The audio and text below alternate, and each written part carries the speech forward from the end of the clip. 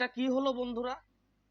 অনুব্রত মণ্ডল একজন শাসক দলের হেভিয়েট নেতা বলেই কি অনুব্রত মণ্ডলের সকল অন্যায় অপরাধ ক্ষমা? সকল অন্যায় অপরাধ রাজ্য সরকার কিছুই তাদের চোখে পড়ছে না?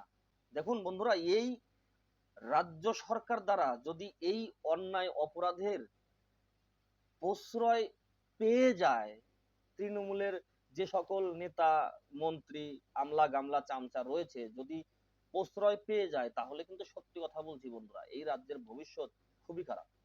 বন্ধুরা, আমি আপনাদেরকে রিকোয়েস্ট করছি, প্রতিবাদ করুন। তার কারণ একটা একটা একটা লজিক আপনারা বোঝার চেষ্টা করুন। আজ অনুব্রত মণ্ডল শাসক দলের একজন নেতা, তার জন্য তাকে ছেড়ে দেওয়া হচ্ছে, কোনো ব্যবস্থা তার বিরুদ্ধে নেওয়া হচ্ছে না।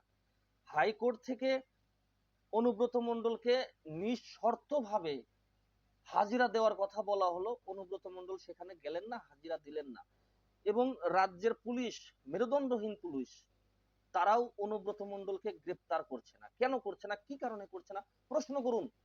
প্রশ্ন করতে হবে এবং অনুব্রত মণ্ডলকে যেন দ্রুত গ্রেপ্তার করা হয়, সেই ব্যবস্থা আমাদের করতে হবে।